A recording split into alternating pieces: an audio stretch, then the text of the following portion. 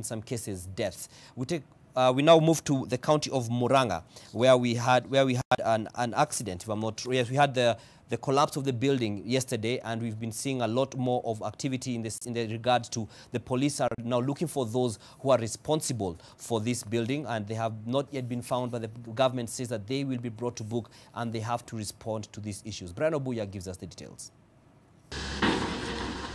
The building, which is said to be an extension of the adjacent Sunstar Hotel, came crumbling down at about 1:40 p.m. Friday. At the time, police reports showed that 8 people were missing. Mpaka sasa baada ya kuchukua roll call tumeona ni kwamba 8 of them are missing. So far, 2 people have been confirmed dead following the collapse as rescue operations continue.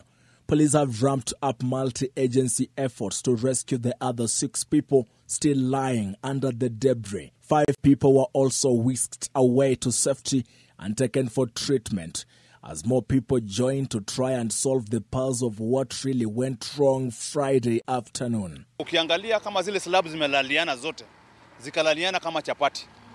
Na tukiangalia ile kakoto imetumika hapa na chuma, unaona ni hali ya chini sana. Friends and family of those trapped have been camping at the site of the tragedy, calling for speedy action. The collapse of the building in Kandara turns public attention back to the fatal tragedies of buildings that have come crashing down.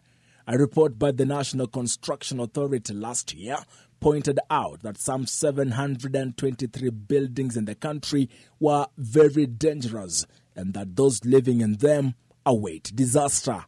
The authority says about 200 people have lost their lives in the last 5 years and over 1,000 injured in fatal building tragedies. Further, that the economy has lost over 2.4 billion in investments.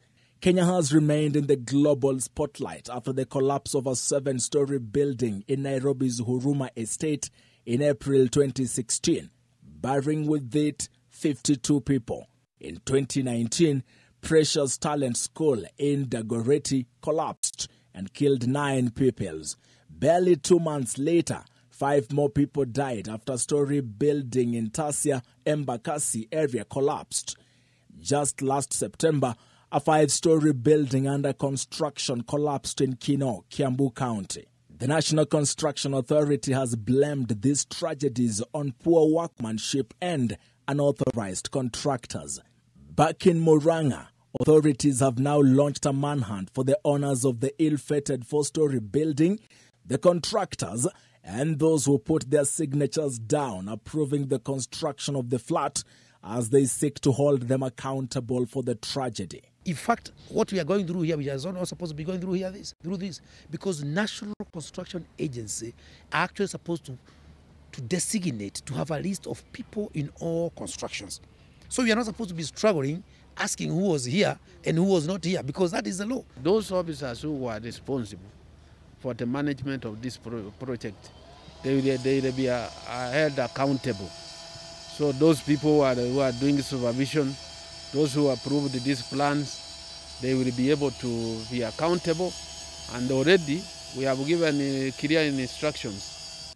But the country is not a stranger to these strong statements. Brian Obuya, NTV, Weekend Edition.